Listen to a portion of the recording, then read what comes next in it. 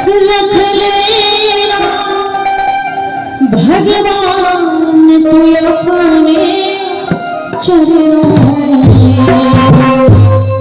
मुझे दास बना कर रख लेना भगवान तू अपने चरणों में।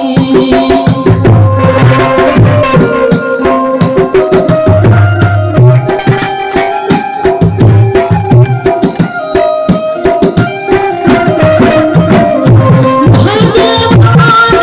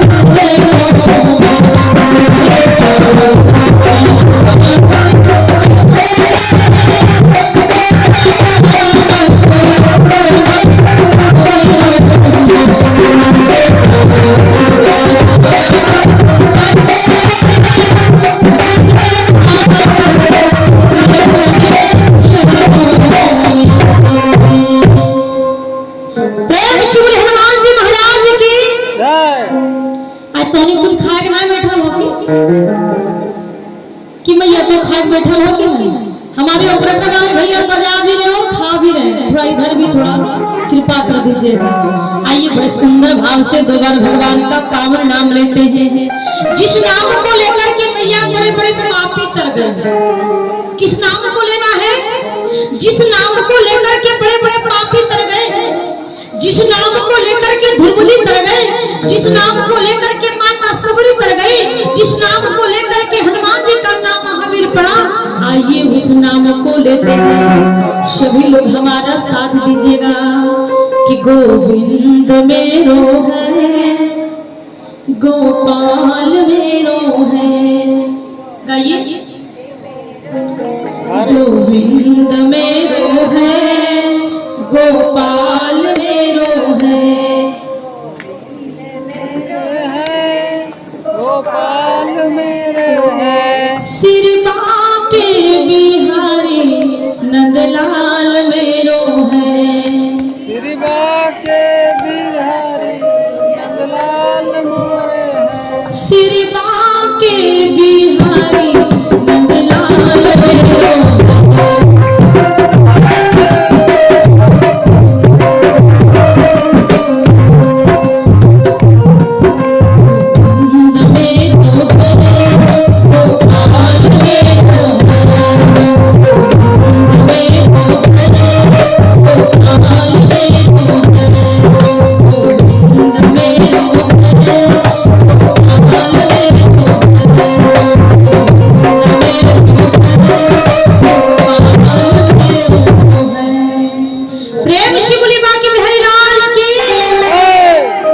गोविंद मेरो है, गोपाल मेरो है।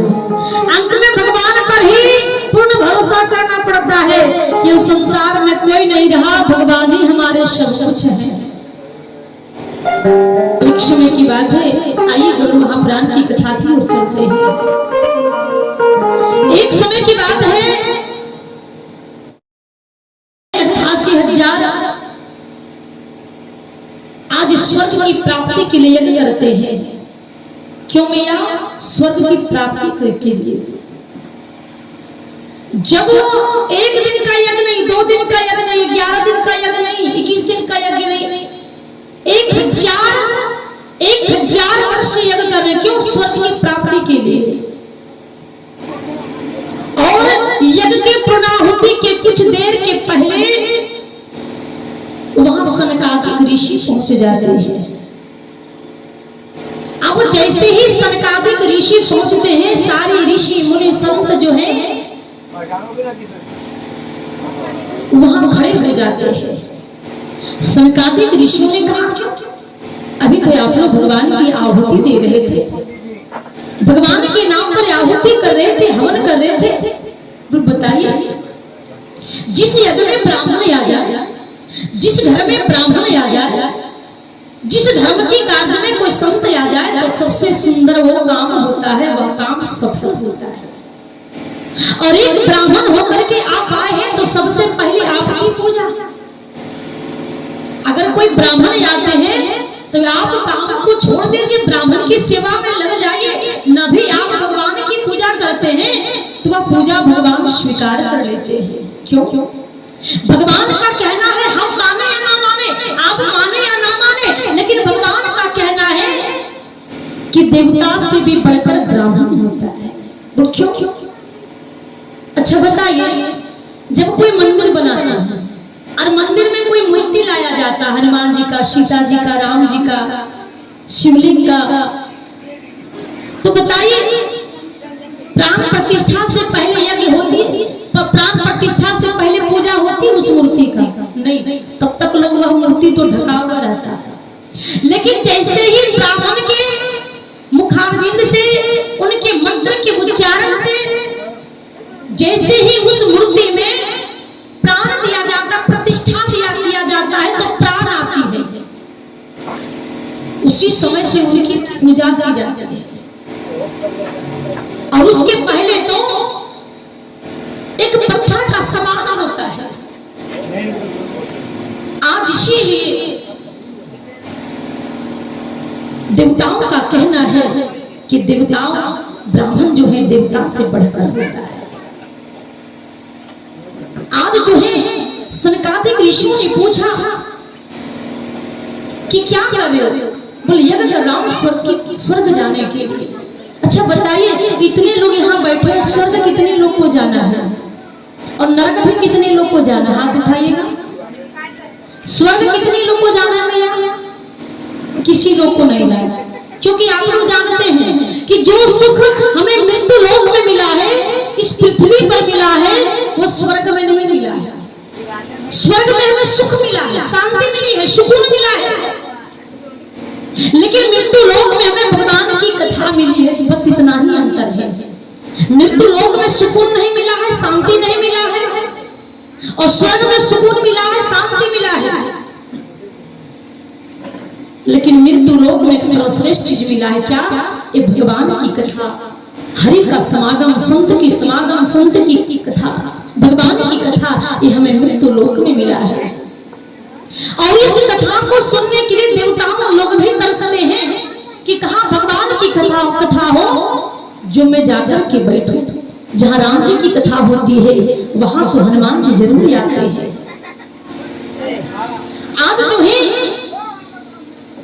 आज भगवान विष्णु से गरुड़ जी पूछते हैं कि जो गरुड़ महापुराण में पांडुलिपि में 19,000 श्लोक है, उस गरुड़ महापुराण में कथा में क्या बताया गया है?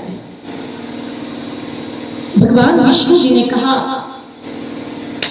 कि उस जीवात्मा के मरने के बाद जो है 10 रात्रि एकादशियां, ब्रह्मा तिरहमा, जन्म के बाद जितने क्रियाकर्म होती है, ये सब गरुड़ महापुराण में लिखा गया है।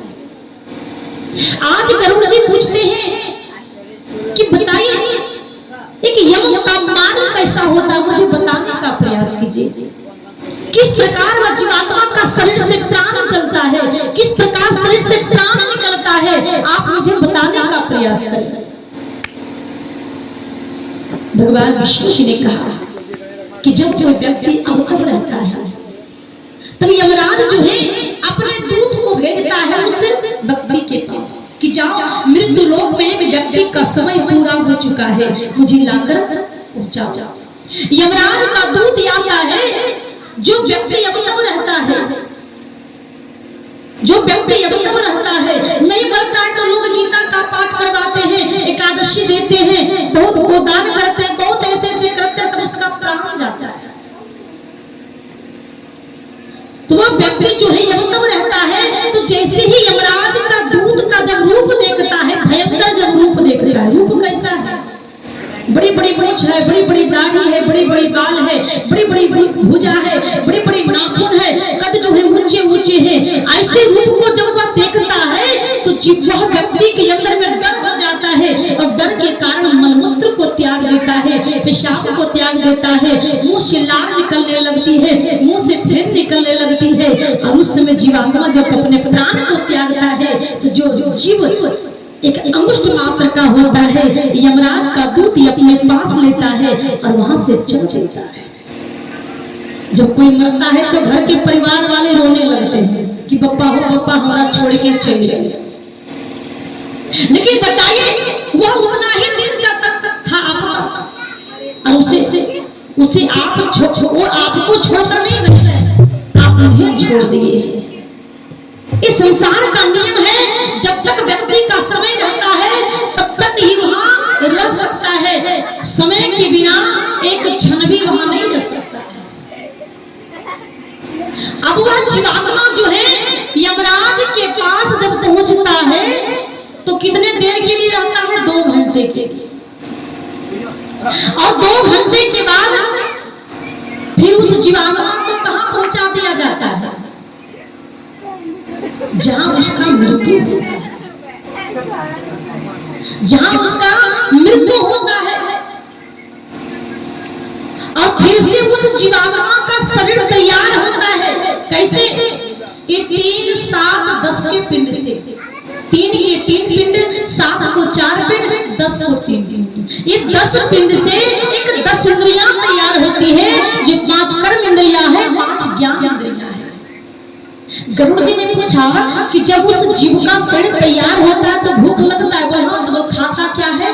वो पुत्र के द्वारा दिया हुआ पिंड को खाता है।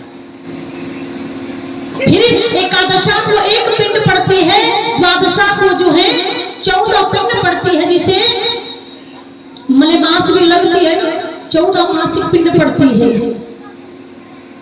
कभी कभी मलेमास लगती तो 13 महीना हो जाती है, लेकिन एक महीना में जो दो पक्ष होती है, तो इसीलिए द्वादशाग्नि ब्रह्मा को 14 मासिक पिंड पड़ता है और 13वां को एक वार्षिक पिंड पड़ती है। फिर जब 13वां का पितरों का मिलन होता है, फिर जब सज्जादान होता है, जब आचार्य की विदाई होने लगती है, तो उस समय वह जीवात्मा की भी विदाई लेने के लिए यमराज का दूत लेने के लिए चला जाता है। वह दूत कहता है मुझे जाना नहीं है यहाँ से, मुझे यही रहना है। आज वह जीवात्मा रोता है, वो कहता है, आज वह जीवात्मा कहता है कि मुझे कहाँ ले जा रहे हो? जो तुमने जीवन में पाप पुण्य किया है, वही पाप पुण्य का तुम्हें फल मिलेगा। कि पाप पुण्य के दोनों कठिनाई तही पर लाला की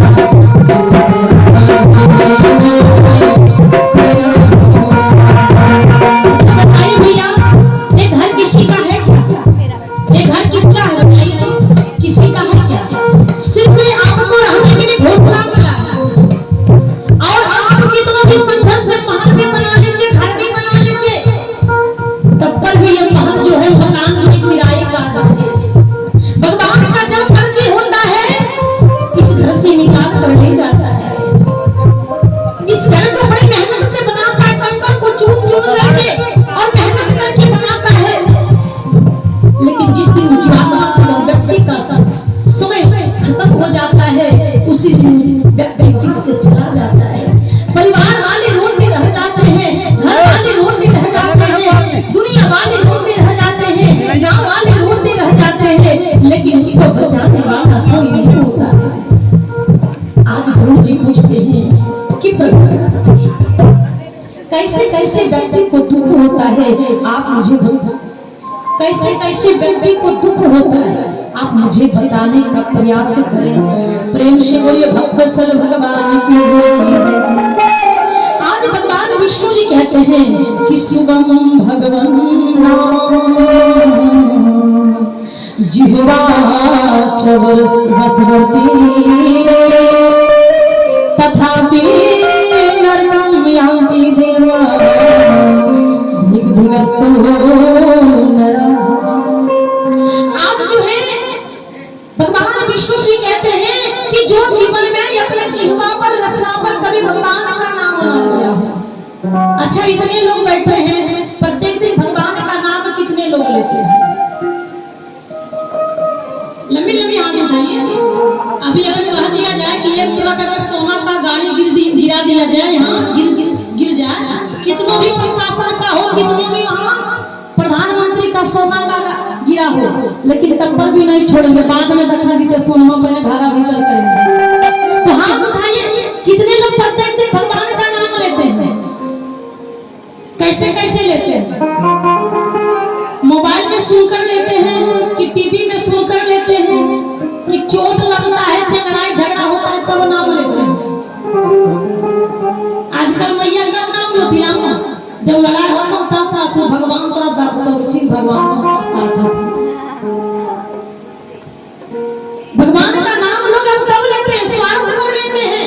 जब दुख की समस्या में पड़ जाते हैं, जब कोई काम परिस्थिति में पड़ जाते हैं, कल भी बात बदल गई, तब कहीं भगवान का नाम लेते हैं। सुख में कोई भगवान का नाम लेता है क्या? हाथ उठाइएगा। कल भी बात बदल गई। सुख में भगवान का नाम कितने लोग लेते हैं? हाथ उठाइए। ई कल बदल गई, जो दुख में सुमिरन सब करे, दुख में करे ना कोई, तू ये बता दे। कि सुख में सुमिरन सब करे, दुख में करे ना कोई। सुख में सुमिरन सब करे, दुख में करे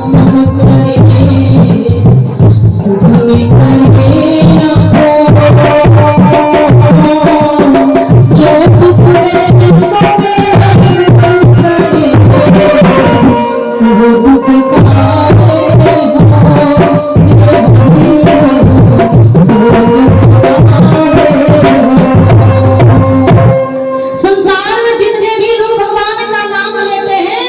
तो सुख में लेते हैं, दुख में लेते हैं, सुख में कोई। सुख में सुमिरन सब करे, दुख में करे ना कोई। जो सुख में और जो दुख में सुमिरन सब करे तो दुख काढ़ी।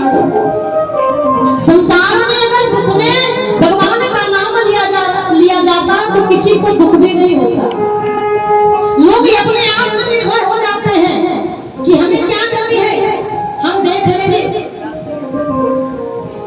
बताइए, उस व्यक्ति को तो समय खराब होगा ही ना, परिस्थिति खराब होगा ही ना, लेकिन जो कहे कि नहीं हमारे साथ भगवान है ना, भगवान जो करेंगे वो अच्छे करेंगे, उन्हें दुख में भी सुख का अनुभव होगा। क्यों? क्योंकि भगवान जो करते हैं अच्छे के लिए करते हैं, जो करेंगे वो भी अच्छे के लिए, और जो किए थे वो भी अच्छे के लिए। आज वही भगवान विष्णु जी कहते हैं कि जो जीवन में भगवान का नाम ना लिया हो, जो एकादशी का व्रत ना किया हो, जो गाय का सेवा ना किया हो, जो तीर्थ धाम ना गया हो, जो माता पिता का सेवा ना किया हो, ऐसे ऐसे व्यक्ति जो है पाप को भोगता है। अच्छा बताइए, इतने लोग बैठे हैं, एकादशी का व्रत कितने भैया के यहाँ उठाइए? चाची उठाओ, हाथ उठाओ।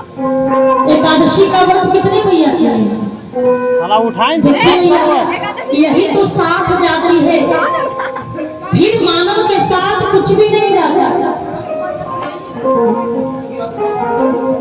अच्छा, एक मैया इधर एकादशी करती है, कहे भैया तो यहाँ बैठो, वहाँ ना बैठो। प्रेम से बोली बांके बिहारी लाल की, प्रेम से बोली श्लोका समाज की।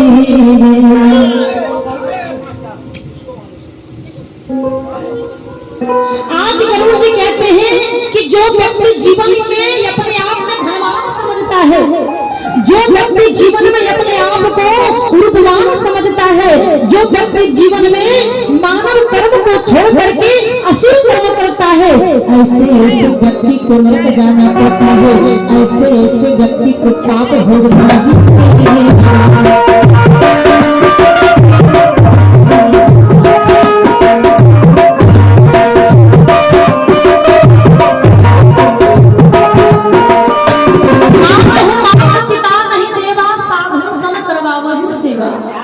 इस संसार में ना कोई माता पिता मानता है, न साधु को आदर करता है, न संत को आदर करता है, न गुरु को आदर करता है, न नारी का सम्मान किया जाता है, न बहू का सम्मान किया जाता है, न बेटियों का सम्मान किया जाता है।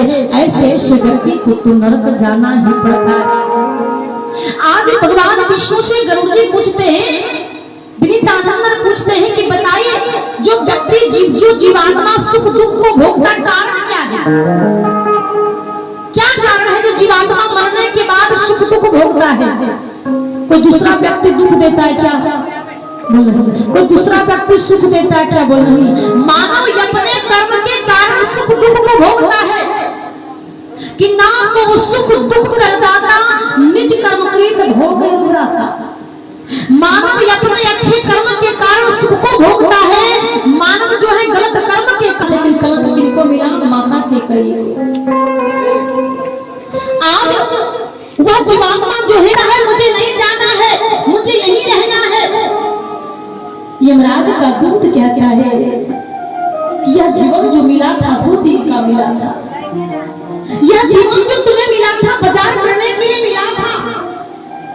यह जीवन जो तुम्हें मिला था पुण्य पाप के लिए मिला था। अब तुम यहाँ कैसे रह सकते हो जब तुम्हें एक मानव का सर्वश्रेष्ठ शरीर मिला, योनि मिला, और जीवन में जब तुम धर्म नहीं कर पाया, कर्म नहीं कर पाया, पुण्य नहीं जमा किया, नहीं जाना है। जीवात्मा को घसीटते हुए चिल्लाता है, जीवात्मा रोता है, फिर एक कोड़ा मारता है। यहाँ किसी को चोट लगता है ना, वो छोड़ दे, वो छोड़ दे कि कभी बुतरू है, छोड़ दे ना मारे। लेकिन वहाँ कोई मोह माया नहीं है, वहाँ कोई ममता नहीं है, वहाँ कोई प्रेम नहीं है, वहाँ किसी से वेदना नहीं है। वहाँ दर्द भी होती है तो वो करने अपराध का दूत नहीं देता है, एक कोड़ा मारता है और जीवात्मा को घसीटते हुए ले जाता है। जीवात्मा कहता है कि भूख लगी, अब मुझे खाने के लिए दोगे? यमराज का दूत कहता है तुम्हें खाने तो मिलेगा, लेकिन तुमने जीवन में किसी को भोजन दिया? अगर आप लोग के यहाँ कोई आ जाए तो सबसे पहले उसे खिलाइए। आप नहीं खाइए कोई दिक्कत नहीं, घर में चावल है उसे बना लीजिए, आटा है रोटी बना लीजिए, खा लीजिए। लेकिन आपके यहाँ कोई आया है तो पहले भरपेट उन्हें खिलाइए। हम लोग के यहाँ बोरा का बोरा चावल रखा है, बोरा का बोरा गेहूं। लोग महीना में 2 बार एकादशी करते हैं, उनके यहाँ तो प्रत्येक दिन एकादशी होती थी। एकादशी में कुछ खाने का ही नहीं होता था, क्या खाते? प्रत्येक दिन उपवास ही उपवास, उपवास ही। आज उस जीवात्मा को पूछा जाता है कि तुमने जीवन में किसी को भोजन दिया? बोल नहीं, मैंने भोजन किसी को नहीं। मतलब तुम किसी को भोजन दिया ही नहीं, फिर तुम भोजन को मांगता है तो जीवात्मा क्या खाता? मिया पुत्र के दिया हुआ, पुत्र के हाथों से जो पिंड पड़ता है वही पिंड को खाता है। फिर जीवात्मा कहता है प्यास लगा है, मुझे पानी दोगे? प्यास को बुझाने के लिए तड़प रहे हैं। यमराज का दूत कहता है जीवन में तुमने किसी को पानी पिलाया? जीवन में किसी को पानी नहीं पिलाया। आजकल मियाँ को चापा कल करता है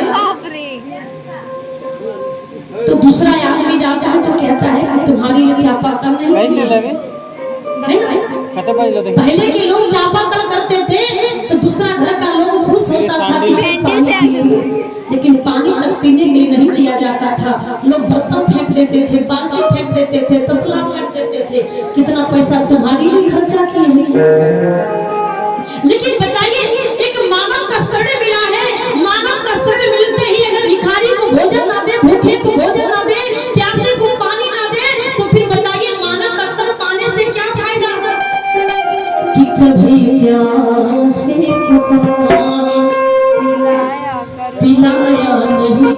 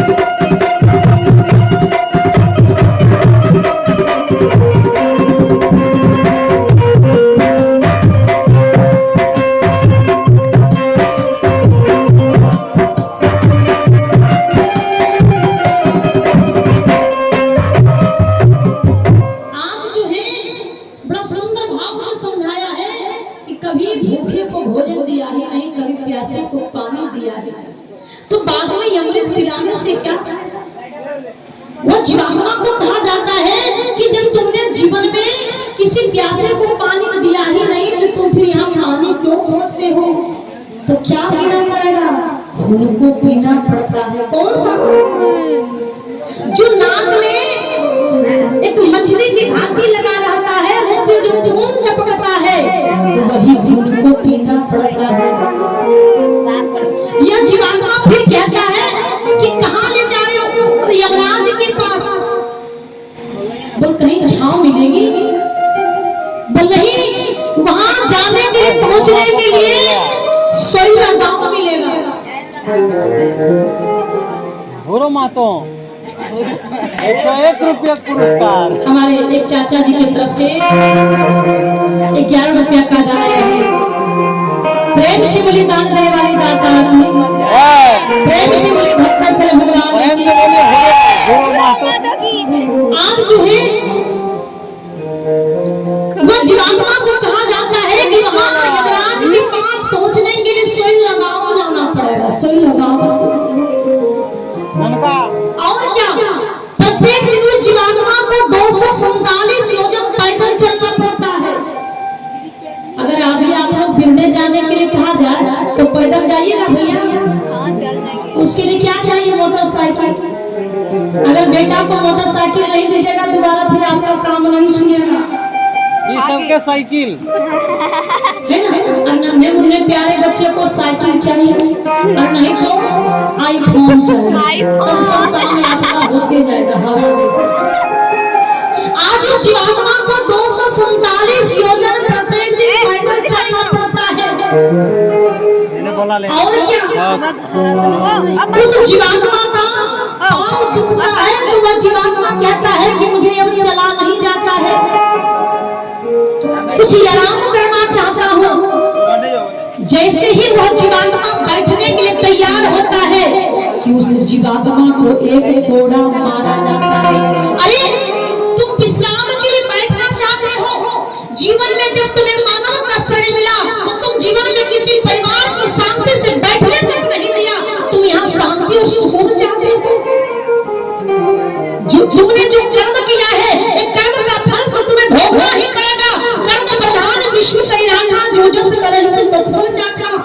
करता है सो तो कर करके क्यों पछताए, बोया पेड़ बबूल का याम कहाँ से? जो जीवन में तुमने कर्म किया है, कर्म के साथ साथ तुम्हें तो भोगना ही पड़ेगा। वह जीवात्मा कहता है कि अब से पैदल नहीं चला जाएगा। क्यों क्यों पैदल नहीं चला जाता? हम लोग एक सूरज की ताव में हम लोग नहीं चल पाते। पैदल चल पाइएगा? गर्मी के मौसम में एक सूरज की गर्मी की ताव से चल पाइएगा नीचे? पैदल नहीं। लेकिन यहाँ वहाँ जो है ऐसे सूरज के 12 सूरज है और उस 12 सूरज के ताव में, तापमान में उस जीवात्मा को पैदल चलना पड़ता है। वो जीवात्मा कहता है काम दुखता है, पाँव में दर्द होता है, जलन होता है, मुझे छोड़ दो, कुछ विश्राम करने दो। उस जीवात्मा को एक कोड़ा मारा जाता है क्योंकि उस जीवात्मा जो वहां कोई वहां मिट्टी पर चलाया नहीं जाता है, बालों पर, सिर्फ बालू ही बालू होता है। जिस प्रकार पिंड पड़ता है पुत्र के द्वारा तो सबसे पहले बालू के ऊपर केला का पत्ता, इसके बाद पुत्रों के द्वारा पिंड दिया जाता है। और देखिएगा बालू बहुत जल्दी गर्म हो जाता है ना, मिट्टी से ज्यादा बालू ज्यादा गर्म होता है। और ऐसे 12 सूरज वहां होता है और वैसे तापमान में उस जीवात्मा को पैदल चलना पड़ता है। वह जीवात्मा कहता है कि चलता हो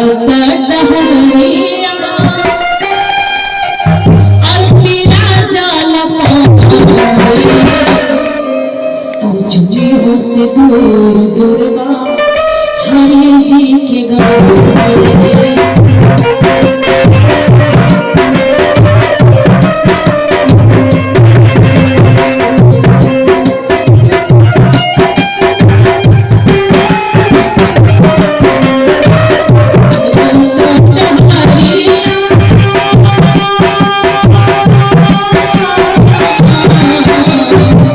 चला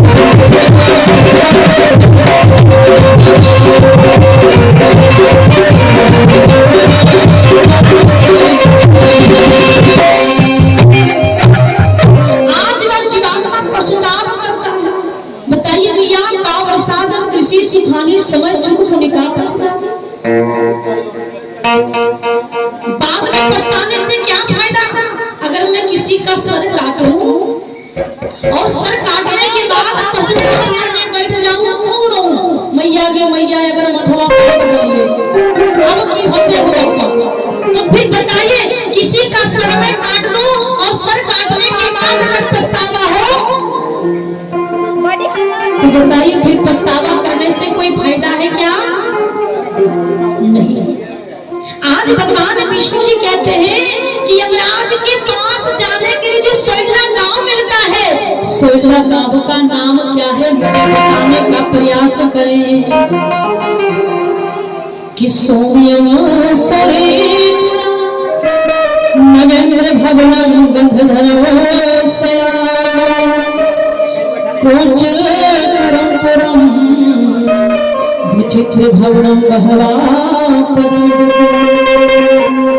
इस 16 प्रकार का गांव का नाम है भैया सौम्यपुर, सौर्यपुर, नगेंद्र भवन, गंधर्व, शैलागम, क्रोच, कुरपुर, विचित्र भवन, बहवापद, दुखद, नाना क्रमदूर, सुखपद भवन, रौद्र नगर, सुपद भवन, पयोवर्षण, बहुभीति। इस प्रकार से उस यमराज के पास जाने के लिए सोयला गांव का नाम है। जैसे गांव से आने के लिए हमें कितने गांव को छोड़ना पड़ा, हरला हो गया, साढ़ा हो गया, अंतरो हो गया, मलहेद हो गया, बिरणे हो गया, तब कहीं चिहुलिया होगा। इसी प्रकार यमराज के पास पहुंचने के लिए उस जीवात्मा को सोयला गांव को छोड़ना पड़ता है। आज गरुड़ जी पूछते हैं भगवान विष्णु से कि यममार्ग कैसा है मुझे बताने का प्रयास करें। यममार्ग का मतलब यममार्ग में कष्ट कैसे कैसे होता है जीवात्मा का मुझे बताने का प्रयास करें। यममार्ग का रास्ता कैसा है मुझे बताने का प्रयास करें। भगवान विष्णु ने कहा कि हे गिरिजानंदन, अगर यममार्ग का रास्ता अगर ना सुनते तो बड़ा सुंदर होता, पर क्यों? उस यममार्ग में बड़ा बड़ा कष्ट है, बहुत ऐसे कैसे कष्ट होते हैं और उस जीवात्मा को कष्ट को झेलना पड़ता है। गुरु जी ने कहा कि अगर मैं यम का मार्ग की अगर मैं वर्णन न सुनूं फिर मानव का कल्याण कैसे होगा? अगर इस गरुड़ महापुराण में अगर यम मार्ग का वर्णन ना हो, नरक का वर्णन ना हो, तो फिर मानव लोग सुधरेंगे क्या? नहीं। फिर मानव लोग के अंदर में अहंकार हो जाएगी, पाप से पतन हो जाएगा और इतना पाप करने लगेगा जो पतन हो जाएगा, और क्या अपने आप के सिवा पूरे संपूर्ण पूरे परिवार ही पतन हो जाएगा। इसलिए मानव के कल्याण के लिए मुझे यममार्ग का रास्ता, नरक की वर्णन मुझे सुनना है। जैसे कोई व्यक्ति गलत काम करना चाहता है, पाप काम करना चाहता है, तुरंत हृदय से आत्मा से गवाही लेता हो। चूड़िया में जब हुआ था तो मैंने सुना था कि ये काम करने से मुझे पाप लगेगा, तो वो व्यक्ति पीछे हट जाता है कि काहे काम करने पाप लगेगा। जैसे कोई जीव को मारना चाहता है तुरंत लोग ठहर जाता होगा, उसको मत मारो।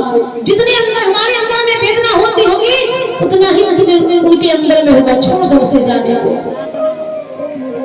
आज वही गरुड़ जी कहते हैं कि प्रभु बताइए अगर यम का मार्ग मुझे ना सुनाइएगा, नरक का वर्णन मुझे ना सुनाइएगा, फिर मानव सुधरेगा कैसे? मानव का कल्याण कैसे होगा? फिर मानव डरेगा कैसे?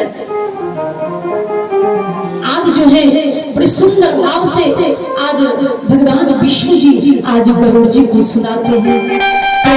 भगवान विष्णु के भगवान विष्णु जी ने कहा कि जब यम मार्ग जीवात्मा चलता है तो रास्ते में बड़े बड़े बाग मिलता है, बड़े बड़े बाग से कटवाया जाता है, खूंखार कुत्ते से कटवाया जाता है उस जीवात्मा को, बड़े बड़े बिच्छू से, डंक से, बड़े बड़े बिच्छू से कटवाया जाता है। एक बिच्छू काटता है मैया 24 घंटा मैया के मैया गप्पा हो करते हैं, लेकिन उस जीवात्मा के शरीर में हजारों बिच्छू के शरीर में लगा रहता है, बुझता है खाने के लिए। उस बाघ को भूख लगे तो जीवात्मा को शरीर में नोच कर खाता है, वह कुत्ता उस जीवात्मा का शरीर जो है नोच कर खाता है। वो जीवात्मा डरता है, वो जीवात्मा कांपता है, वो जीवात्मा थरथराता है कि अगर यही मुझे ज्ञान अगर मरने से पहले मिलता तो हो सकता था मैं पाप नहीं करता। गरुड़ जी पूछते हैं कि बताइए जीवात्मा कोई पाप पुण्य करता है, झूठ शब्द बोलता है तो पृथ्वी पे करता है, लेकिन यमराज के पास कैसे पहुंच जाता है मुझे बताने का प्रयास। इसका भी कोई इधर उधर बात करता है,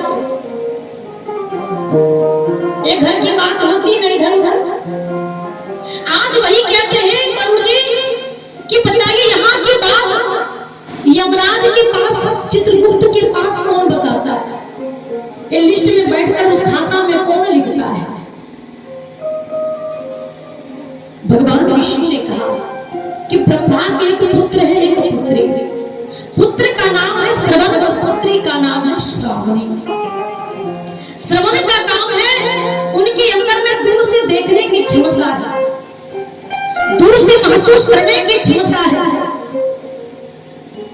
आप अगर कितनों भी घर में छुपकर कोई पाप कीजिएगा, चाहे रतिया 12 बजे रतिया अपना लकड़िया चौड़ा ले जाइएगा, चाहे धाना काट के ले जाइएगा, चाहे बलिया फाड़ के ले जाइएगा, सोचिएगा कि रतिया कोई दखल के चलते होते सोते भोरे हो। लेकिन उसका भी फैसला करने वाले बैठे हैं। या आप सो जाइएगा 12 बजे के बाद, 10 बजे के बाद, लेकिन भगवान जो है 12 बजे के बाद जो है 12 बजे के बाद रजिस्टर खोलकर बैठते हैं कि उस जीवात्मा के पास कल कैसा क्या होने वाला है। उनके पास कुछ नहीं है खाने के लिए, कैसे व्यवस्था किया जाए, उनको ये दुर्घटना होने वाला है कैसे बचाया जाए, उसका कल अकाल मृत्यु है कैसे बचाया जाए, उस वृद्ध माता पिता की कल मृत्यु होने वाली है कैसे बचाया जाए, उसको कल काटा जाएगा कैसे बचाया जाए, उस नारी को कल नारी के साथ अत्याचार होगा कैसे बचाया जाए। ये सब जो भगवान विष्णु जी रजिस्टर खोल करके बैठते हैं और देखते हैं कि किन जीवात्मा के साथ ऐसे कैसे। आज वो जीवात्मा रोता है, जीवात्मा पश्चाताप करता है, जीवात्मा बहुत पश्चाताप करता है कि मैं क्या करूं, जो हो गया सो हो गया, अब मैं क्या कर सकता।